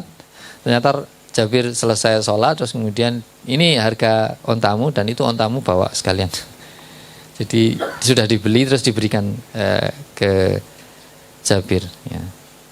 Khud jamalak walaka thamanah ya, ambil ontamu, ini sudah aku beli, ini harganya.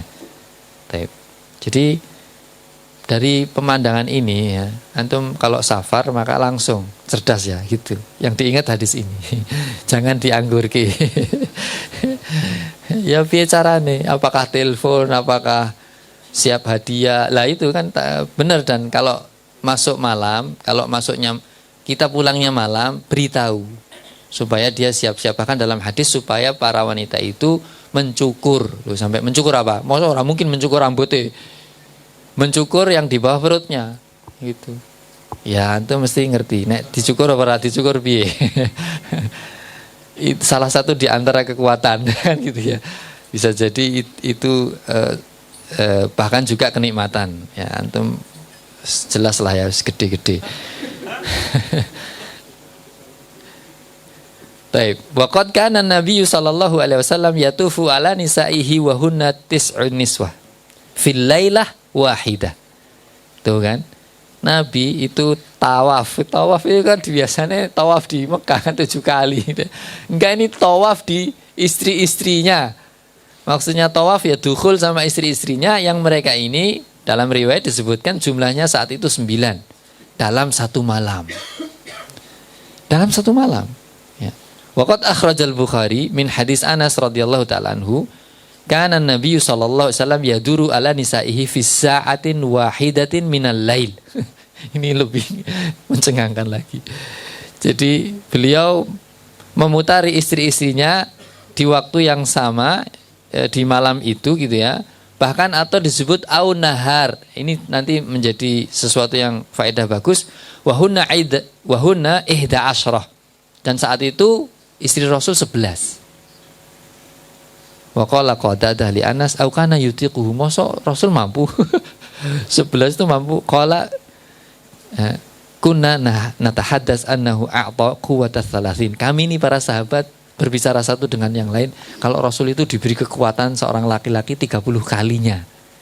Jadi masalah untuk kelelakiannya itu Rasul 30 kali diberikan kelebihan daripada laki-laki yang lain ya. Wa fi riwayat lil Bukhari min hadis Anas aidan anna Nabiy sallallahu alaihi wasallam kana yatufu ala nisaihi fil lailah wahidah wa lahu yauma idin tis'an niswah, wa fi riwayah anna dzalika kana yaghsilu wahidin. Nah ini lu seru lagi ya. Jadi cuman malam itu 9 istrinya dimasukin semuanya, dan beliau mandinya cuman sekali. Hah? Gitu. Kok bisa ya? Bisa karena dulu pernah kita sampaikan kalau mau ngulang Rasul wudu. Nah, jadi kalau mau ngulang di sini nanti ada wa fi riwayah lil Aisyah. Nah ini riwayatnya dari Aisyah dalam Sahih Bukhari dan Muslim, kuntu utayyib Rasulullah SAW. Aku memberikan wewangian kepada Rasul sallallahu alaihi wasallam. Fayatufu ala nisaihi. Maka kemudian dengan wewangian yang diberikan kepada Bunda Aisyah kepada Rasul itu, maka beliau tawaf itu ke istri-istrinya, summa yusbihu muhriman. Ya, terus kemudian besoknya beliau muhrim, maksudnya pakai kain ihram, mau umroh. Ya, insyaallah ya, mau umroh, ya ini Pak, saya mau berangkat umroh, jangan lupa kan, karena ketika umroh ada larangannya dia. Ya, tawafin dulu, cuman satu. Gitu.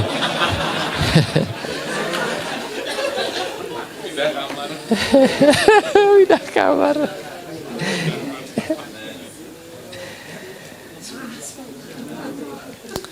Jadi kalau antum pertanyaannya sehari berapa kali gitu ya.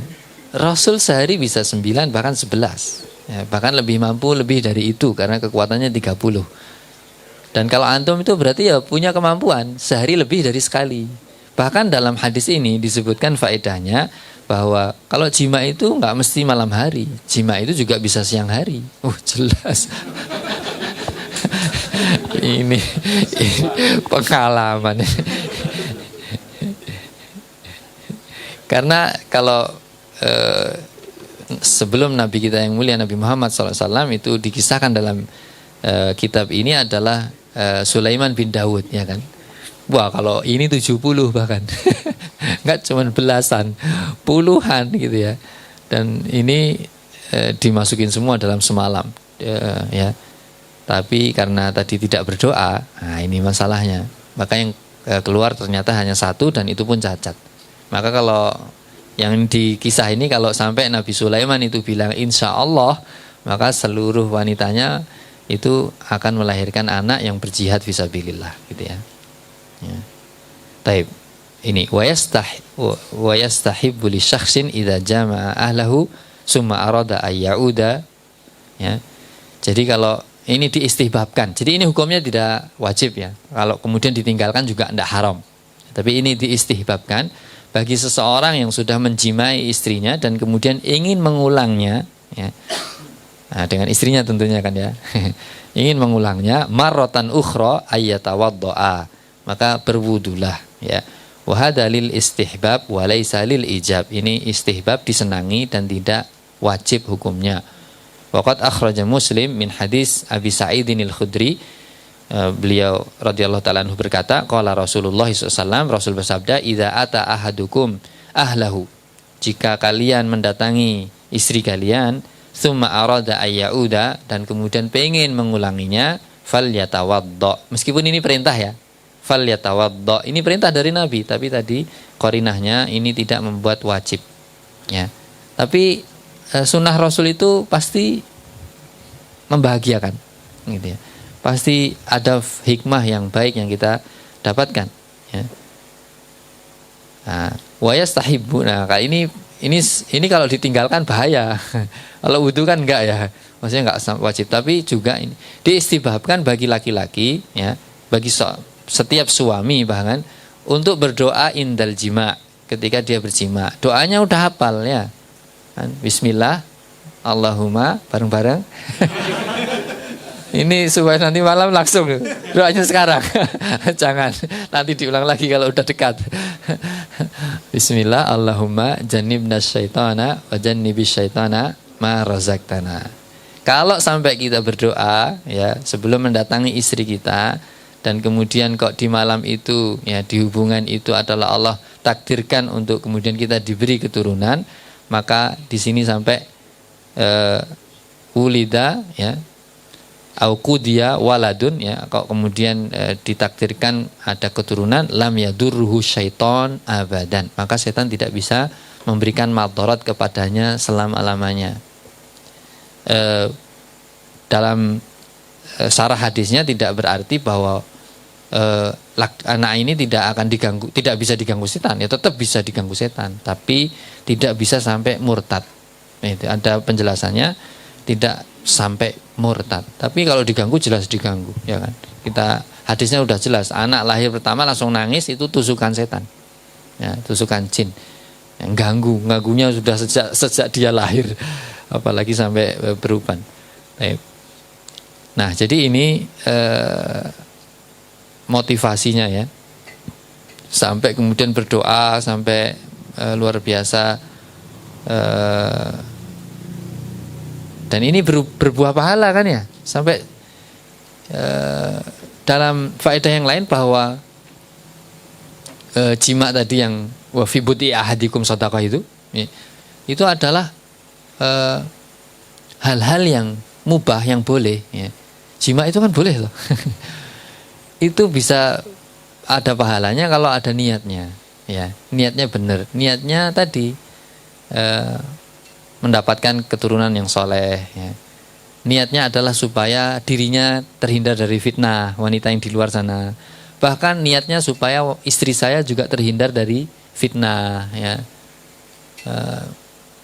Niat yang banyak yang bisa kita niatkan ketika kita jima, dan itu adalah niat-niat yang baik, itu bisa menjadi pahala, ya, menjadi ibadah, ya. Dan ini hadis yang terakhir dalam pembahasan ini. Wahathun Nabi sallallahu alaihi wasallam man ra'a imra'ah fa'ajabathu ala jima'i ahli, ya. Jadi kalau kita keluar rumah dan kemudian ada wanita lewat, sampai kemudian kita takjub, ya, terpesona gitu, ya, tergaet gitu, ya. Maka ini ada kisah ini, bahkan ini Rasulullah. Tapi ini tidak kemudian kita mengatakan, Rasul itu sampai tergoda, ya. Enggak. Ini untuk memberikan petunjuk kepada para umatnya, ya. Nah, bagaimana kalau kejadiannya seperti ini, ya. Fa akhraja al-Imam Muslim rahimahullahu taala min hadis Jabir. Lagi-lagi hadisnya Jabir radhiyallahu taala anhu, bahwasanya Rasul sallallahu alaihi wasallam ra'a imra'atan. Rasul melihat wanita. Fa'ata imra'atahu Zainab wahya, ya, tam'asu mani'ah, ya.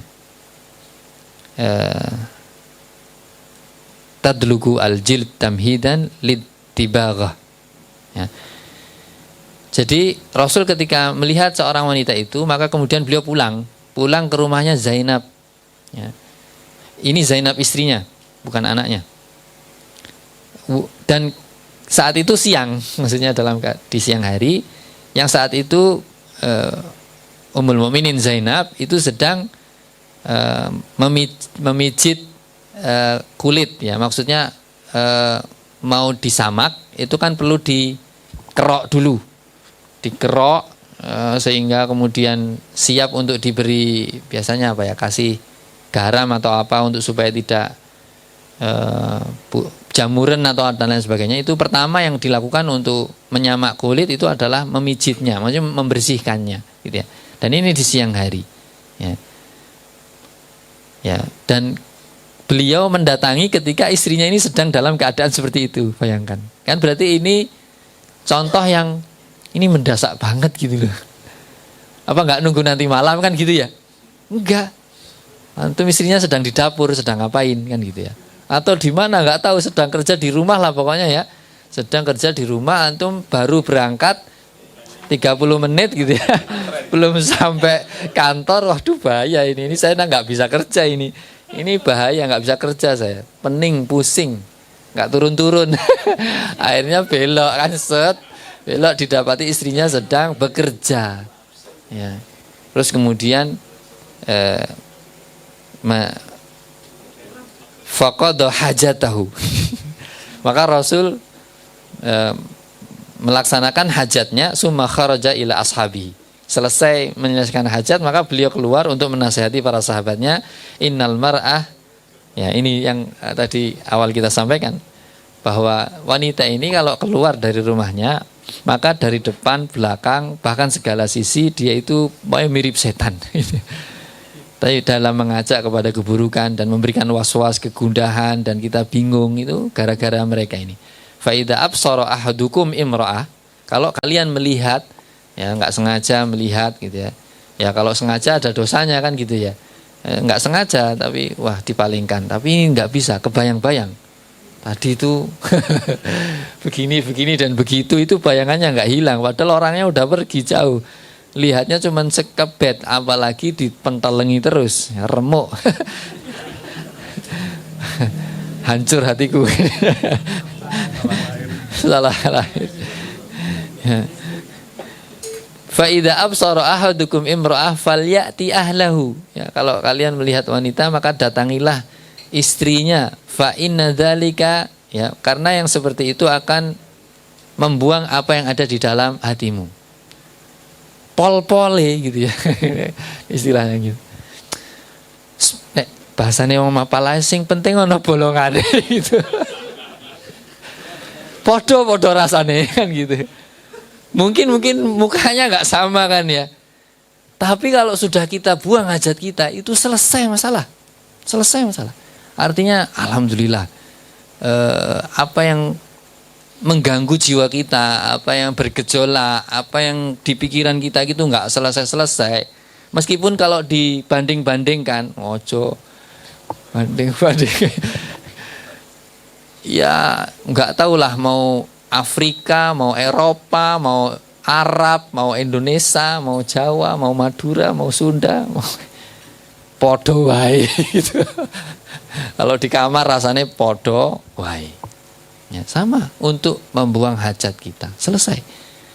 Gitu. Jadi ya itu semua hanya ya itulah tampilan depan ya, tapi aslinya hakikatnya sama. Rasane podo, padahal ono sing putih, ono sing ireng, ono sing abang, ono sing kuning, ono sing coklat. Ya kan loh. Kan kalau kopi rasanya beda-beda ya. Kalau istri, antum bisa satu istri rasanya beda. Tanya kepada ahlinya. Baik ya kan. Ngopi sih ini jadi. Baik, alhamdulillah itu hadis yang terakhir ya. Ah ya, selesai. Jadi saya tidak bermacam-macam di sisi ini karena bukan ahlinya, tapi ini berarti malah begini nih obrolan bapak-bapak rahimani wa rahimakumullah, para asatid bahkan ya, ini perlu membantu saudaranya satu dengan yang lain. Kalau ternyata yang pertama adalah terkait dengan kekuatan jimaknya, ya ini kan penting tuh. Kan seperti dulu kalau ini Ustaz Jauhar mana ya, ini beliau dapat sanad Allahumma qawi zakari, itu benar. Antum kalau tulus doanya dan antum yakin bahwa ud'uni astajib lakum, antum takjub sama diri antum sendiri. Bener, cari waktu-waktu yang mustajab. Kadang kita memang sudah berusaha secara fisik, makanya perlu ada tes lagi kan ya, kadar oksigen kita itu. Itu perlu dilatih, dan bapak-bapak yang memang mengalami atau merasa jangan sungkan-sungkan untuk konsultasi. Dari sisi mungkin bagaimana olahraga kita itu, gerak olahraganya gimana. Yo nggak usah merasa tabu lah, kita podo lanange kan gitu ya. Nek sedelok ya ngono gitu kan, nyesel. Kan, ya ini harus gimana caranya lama ya, kan gitu. Antum itu sebenarnya kuat 4 kok. Siji wae ra iso, kan gitu. Ah ini perlu, apakah fisiknya nggak benar, dia pola hidupnya malam begadang gitu ya, ya lemah lah. Kalau malam begadang itu ya lemah, ya tidur dulu baru begadang boleh. Pokoknya tidur dulu, habis isya tidur sebentar nggak apa-apa, itu selesai itu. Maksudnya itu terpenuhi, hajat kita tidur, hak tubuh kita untuk istirahat terpenuhi. Apalagi qailulah. Qailulah itu membantu malam untuk bisa tahajud, gitu kan. Orang yang tidak qailulah ya sulit biasanya ya. Tapi ada yang tidak terbiasa qailulah yang bisa juga tahajud, begitu kan ya. Jadi masya Allah mungkin ya latihannya biasa-biasa, tapi ternyata di malam hari juga oke gitu. Tapi ada yang latihannya macam-macam, kok ya masih ngelentruk gitu ya. Nah, ini perlu diajari sama bapak-bapak yang sudah punya resep-resepnya. Apakah dari sisi olahraganya, apakah dari makan kecambahnya. Gargir ya, gargir.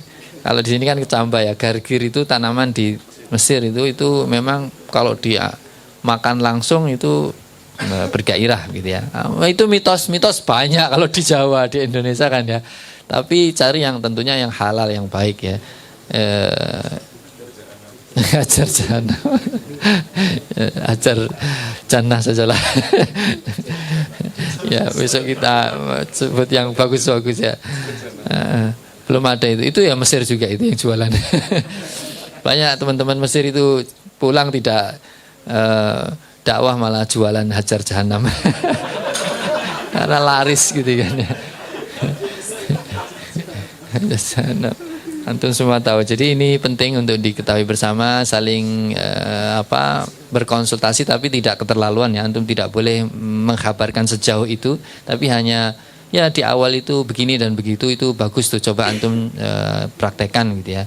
Apakah dari mukadimahnya apakah dari olahraganya, makannya, ya apalah nanti kalau mau ada yang curhat atau memberikan konsultasinya sehari bisa 4 kali begitu ya, wudhu terus kemudian apa dan lain sebagainya, itu silahkan. Dan terpenting juga ini coba bisa jadi ini kalau tidak dibangun komunikasinya, dan biasanya mungkin nggak tahu antum malu apa enggak, bicarakan sama istri, bicarakan sama istri. Kalau antum berhubungan itu kira-kira, kalau antum saya yakin mesti terpuaskan, ya kan? Tapi istri bisa jadi belum. Tanya tuh.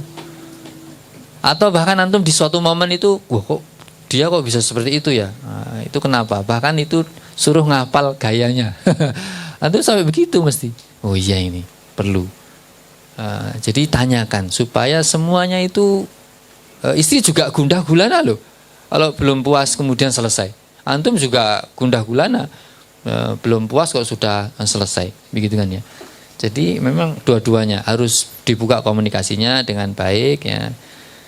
Ya al-qais tadi ya, cerdas lah pokoknya. Wallahu taala a'lam bishawab. Aqulu qouli hadza wa astaghfirullahi wa lakum wa akhiru da'wana alhamdulillahirabbil alamin. Assalamualaikum warahmatullahi wabarakatuh. Terima kasih Ustaz Taufik, luar biasa ya materinya. Masih ada lanjutannya Ustaz? Ada, tapi materinya tipis, tidak tipis. sehangat ini. Sangat ini. Ya. Insya Allah. Lebih tapi, panas. Wah, gitu ini siap-siap. Masih ada ini, nggak tahu ini kalau bahaya Ramadan masih membahas begini. Oh iya ya, karena memang justru Ramadan itu kan pembahasannya kalau antum iktikaf jangan, tapi sebelum iktikaf lakukan kan gitu ya, malam hari maksudnya, gitu. Ya, jima adalah solusi. Ya. Bikin kaos terus. Jima. Ya Pak Agus dari tadi senyum-senyum terus. Dengkul kuat Pak. Aman ya. Cuman masalahnya kadang gini Ustaz, kalau habis jima itu laki-laki itu sering ketiduran. Nah, itu aman ya. Saya itu kalau habis gitu berbuat, serius kalau habis berbuat Ustaz, yang kami omongin apa coba Ustaz? Al-Fatih. Wih serius. Wah. Semangat jadinya kan ya. Luar biasa kita cintanya sama Al-Fatih gitu. Bangun peradaban apa bangun? Iya Ustaz, udah SPP. Habis itu masuk madrasah, wah. Untung sudah gitu, kalau enggak kan ngelentruk Ustaz. Iya. Gitu ya. Silakan teman-teman. Tapi satu pertanyaan Ustaz. Ini enggak tahu, maksudnya mungkin pertanyaannya berhubungan. Kan kita sudah mulai umur nambah nih Ustaz. Istri juga sudah menua kan. Maksudnya kami kita semua kan sudah bertambah ya. Kecuali Mas Mufli kan muda terus. Nah itu kan pertanyaan pertama adalah apakah diperbolehkan membatasi kelahiran? Tidak dengan kondom tapi exit di exit gitu. Keluar di luar. Apa? KB kipat. Apa sih?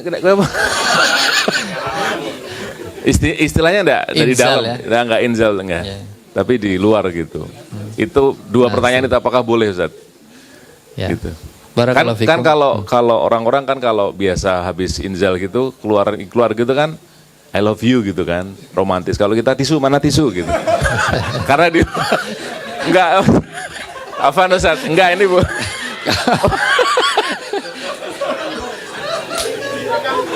Itu bahkan di antara adab istri itu membawakan sebelum melakukan itu kan ya. Betul kan loh, itu boleh. Iya, membawa. Saya waktu itu biasanya sering pakai kaos makom yang kemarin. Tapi yang kotak. Saru iki. Udah salah. Nah itu gimana? Ini kawamah bener. Ini bagus sekali. Begini ya, kadang kita ini sudah apa ya? Enggak. Menjadikan sesuatu itu lemah bagi kita dengan melihat usia, ya kan? Kayaknya usia itu terus menghambat kita untuk aktif gitu. Enggak juga. Coba Rasul kita yang mulia SAW kan ya. Dan tentunya beliau itu seorang qudwah kan yang bisa dicontoh meskipun tadi ada batasannya untuk kita. Coba bayangkan Rasul menikah kan yang berikutnya itu di usia yang 50 lebih. Ya kan? Nah, ketika Rasul hijrah berarti 40 tambah 13 tuh. 53. Baru 2 tahun setelahnya dukhul dengan Bunda Aisyah. Kalau dengan Bunda Saudah beliau udah sepuh, ya kan? Ya bahkan mau ditalak kan ya. Nah, akhirnya harinya dikasihkan ke Bunda Aisyah. Makanya setelah dengan Bunda Aisyah malah justru nambah yang lain. Tuh bahkan 55. Makanya coba di mindset kita, nggak apa-apa kita usia itu lebih dari 50 dan masih aktif, dan bahkan tidak hanya sekali dua kali, tapi ternyata sudah benar enggak hidup kita kan gitu masalahnya. Pola hidup kita. Kalau sesuai dengan pola hidup Rasul itu mesti Masya Allah luar biasa kebugarannya. Wong 55 baru angkat senjata. Kan begitu. Berarti hebat. Kadang kita sudah terbius oleh usia sehingga kemudian kita mundur teratur. Jangan. Wah aku ki umat Muhammad kok. Gitu. Yes, nek iso papat alhamdulillah kan gitu ya. Bahkan tadi saya waktu mau berangkat ke sini itu ada membaca karena kaitannya dengan harta pengeluaran Rasul. Rasul itu kaya raya, nggak benar bagi para dai, ustadz menyampaikan bahwa Rasul itu miskin. Nggak benar. Rasul itu kaya raya. Hartanya banyak, belanjaannya setahun itu triliunan. Untuk istrinya 11. Istri kita satu kan berapa? Maksudnya tadi ternyata Bo 55 tahun tuh meh sugih ndak apa-apa gitu. Bukan terus kemudian wis tuwa kok golek duit wae. Ndak. Wis tuwa kok wadon terus ndak apa-apa loh. 55 tahun mau nikah lagi aib, salah. Enggak. Ya kan? Ya motivasi. Ini antum nggak perlu dimotivasi udah. Lu kiai kita kan sudah motivasi kita toh. Betul. Nah, usianya sudah berapa? Beliau lebih tua dari saya kan gitu. Nah, kacek berapa tahun kan gitu ya. Cuman kan ilmunya jauh kan gitu ya. Makanya beliau udah mempraktekkan tuh. Ya, dan alhamdulillah kemarin lahir ya putra dari istri yang kedua. Nah, itu kan Masya Allah berarti mampu. Kalau ada istri yang ketiga, keempat, mungkin ya nanti mau lahir lagi, gitu ya. Mampu. Maksudnya berarti jangan antum tadi diawali dengan usia masalahnya. Iya. Ya kan? Jangan. Untuk anak dulu, Ustaz. Iya. Enggak apa-apa ya? Anak apa? Enggak. Oh, baik. Batasi kelahirannya tadi. Begini. Itu. Nanti nyesel nanti. Nah, makanya. Nanti nyesel. Jangan. Apa yang diberikan oleh Allah terima. Cuman memang kadang kita ini terhantui. Nanti anak kita naik keleleran biye, ya kan? Guru saya itu menyampaikan, guru saya yang di Klaten itu, setiap lahir anak mesti usahanya nambah. Itu jadi motivasi saya. Bismillah, pokoknya nek lahir anak mesti kantongnya nambah. Jangan lahir anak kantongnya tetap kuwi terus. Nah, itu juga bahaya. Maksudnya ya sadarlah kita kalau kita pengen nambah anak juga nambah penghasilan gitu. Tapi jangan terus kemudian itu membuat kita takut dan terus kemudian azal tadi ya keluar. Maksudnya tidak kita tumpahkan di dalam tapi malah di luar. Meskipun itu dibolehkan dengan keridhaan istri kan gitu ya. Itu boleh-boleh saja. Tapi ada yang lebih baik itu ya ini pembicaraan dengan istri itu supaya istri-istri yang lain juga tahu harusnya. Karena istri tahu istilahnya anatomi tubuh ya dan belajar anatomi tubuh itu sampai ngerti. Nah ini memang perlunya istri antum juga belajar kan itu. Masa-masa subur itu tahu cairan-cairan yang keluar dari perempuan itu istri sendiri yang ngecek gitu supaya antum ya makanya susahnya punya istri satu ya begini.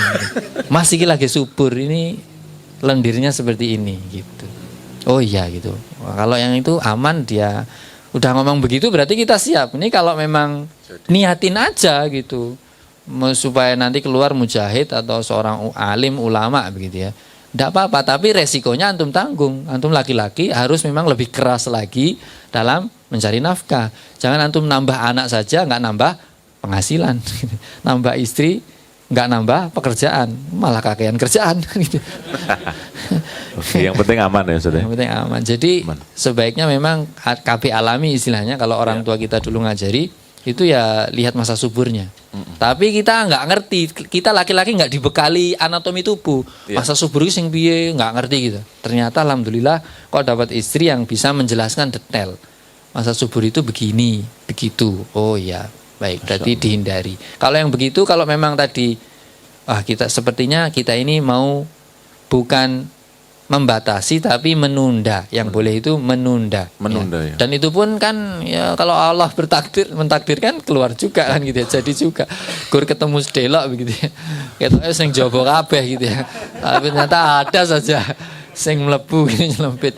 Nggak ngerti mungkin dari tisunya tadi kan.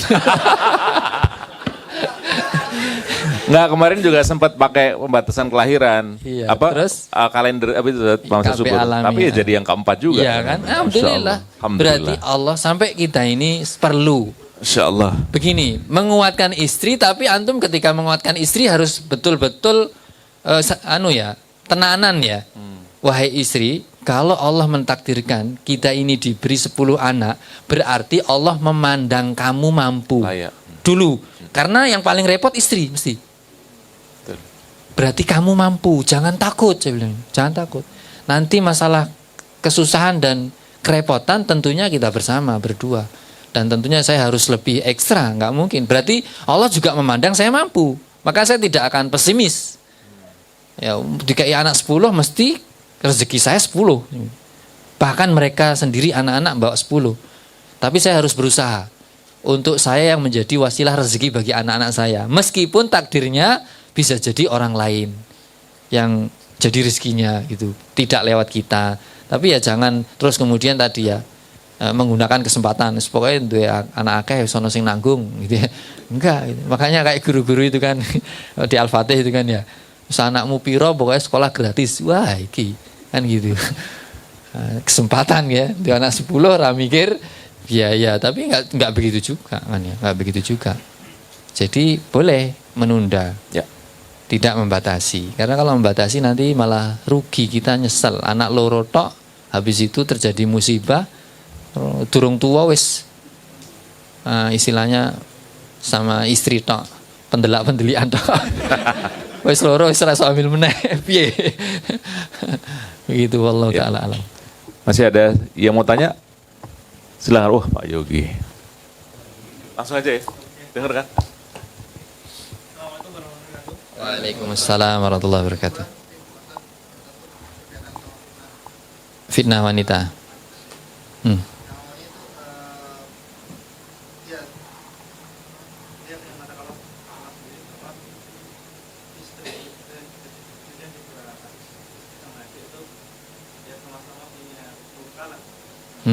Suaminya. Saudarinya ibu. Oh, bule.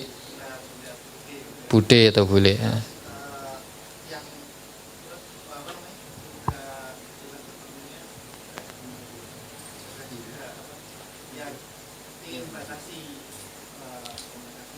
Membatasi komunikasi, ya.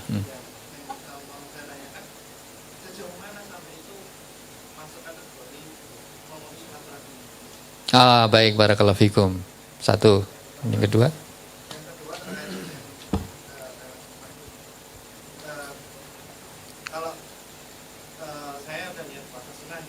Oh ya, puasa sunnah. Tergoda ya.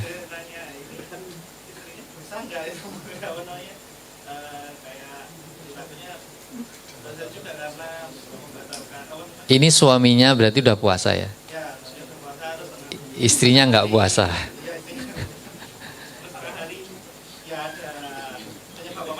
Ya, ya, ya.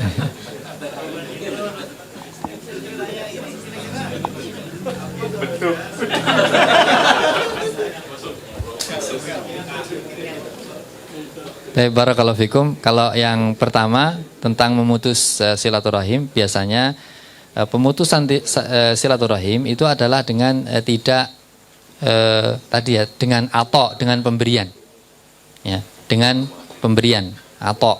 Jadi bukan masalah tadi pembicaraan, enggak. Kadang kita memang enggak, bahkan enggak, waktu tidak ada alat komunikasi ya, enggak bisa kita bertemu. Tapi kita mungkin sekali waktu memberi. Nah, itu tetap itu dinamakan menyambung silaturahim. Kalau kemudian memang ada masalah ya, memang ada masalah antara, berarti ini Misalnya kalau tadi saya belum paham, antum punya istri, terus istri antum itu punya masalah dengan bibi antum gitu ya. Berarti dari kerabat antum kan ya ini ya? Oh malah, oh ini malah kerabat istri ya, bukan kerabat suaminya.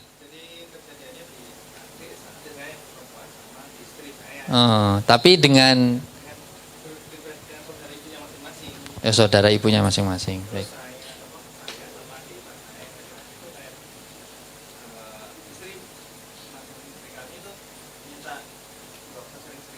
Oh iya, ya itu tidak sering ke sana itu memang diantara teknik supaya kita ini kerinduannya, kasih sayangnya itu terpupuk. Memang jangan sering.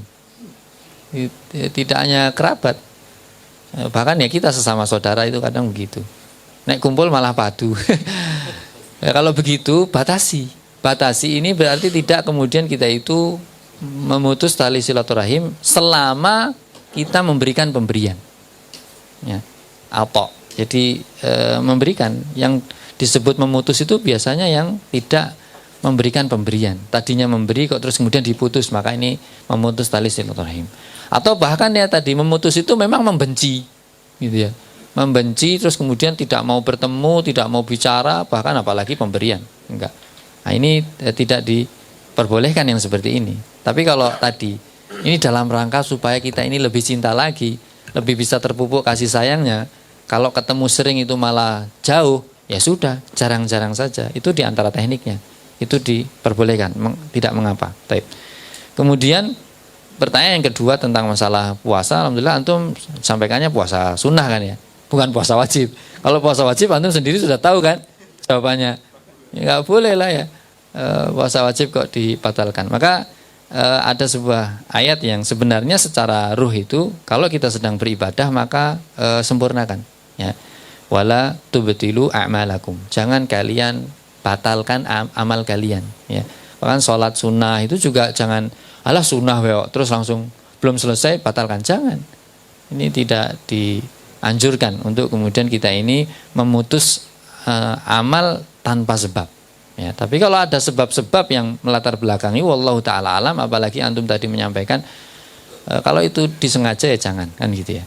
Tapi kalau nggak sengaja, terus kemudian antum bingung nggak bisa ini udah keluar apa itu cairan kental putihnya kan gitu ya.